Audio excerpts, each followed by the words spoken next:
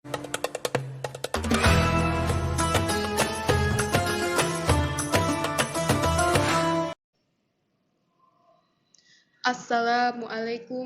warahmatullahi wabarakatuh. Alhamdulillahirabbil alamin. Wassalatu wassalamu ala asyrafil anbiya'i wal mursalin wa ala alihi wa sahbihi ajmain. Asyhadu an la ilaha illallah wa asyhadu anna Muhammadar Rasulullah la nabiyya ba'dah. Pertama-tama dan yang paling utama, marilah kita panjatkan puja dan puji syukur atas kehadirat Allah Subhanahu wa Ta'ala yang telah memberikan kita rahmat, hidayah, kesehatan, dan lain sebagainya hingga saat ini, sehingga kita masih bisa dipertemukan dengan bulan Ramadan kali ini. Yang kedua, sholawat serta salam tak lupa tercurahkan kepada junjungan kita, Nabi akhir zaman, Nabi Muhammad SAW, yang telah membawa kita dari zaman jahiliyah atau zaman kebodohan hingga ke zaman yang terang benderang saat ini.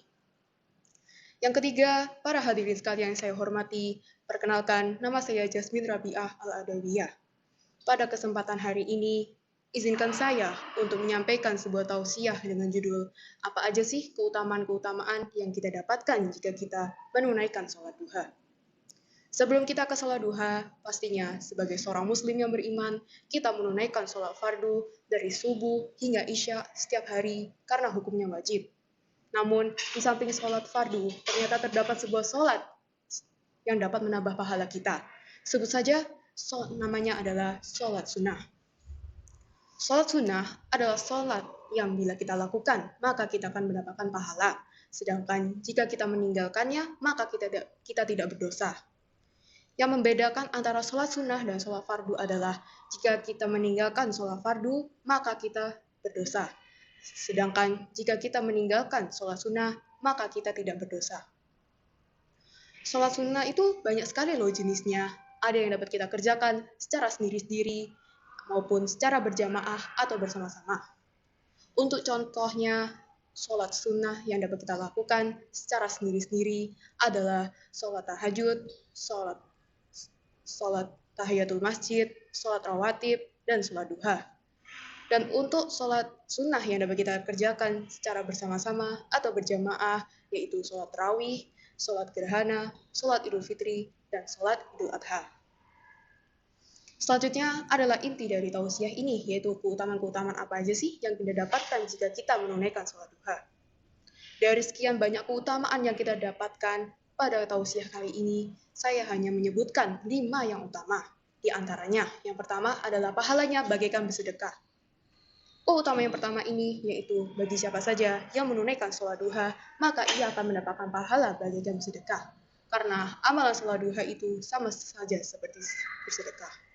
Namun kita pasti timbul pertanyaan, sedekah apa sih yang dimaksud dan bentuk sedekahnya itu seperti apa sih? Nah, jawaban untuk dua pertanyaan itu adalah sedekah yang diperlukan oleh 360 persendian tubuh. Nah, itu jumlahnya sangat banyak loh. Jika misalnya kita sudah menunaikan sholat duha, apalagi jika kita menunaikannya secara ikhlas, maka Masya Allah, kita akan mendapatkan pahala sebanyak persendian tersebut. Yang kedua adalah kebutuhan yang akan dicukupi. Keutamaan yang kedua ini yaitu bagi siapa saja yang mau menunaikan sholat duha sebanyak 4 rakaat di awal hari, maka Allah akan menjanjikan kepadanya kebutuhan yang akan dicukupi karena dia sudah mau meluangkan waktunya untuk mengingat dirinya di awal hari. Sebagaimana pada hadis Tirmidzi, Allah berfirman yang artinya, wahai anak Adam, cukuplah bagimu mengerjakan 4 rakaat di awal hari, maka aku akan mencukupimu hingga sore harimu. Yang ketiga adalah diberikan sebuah rumah di surga.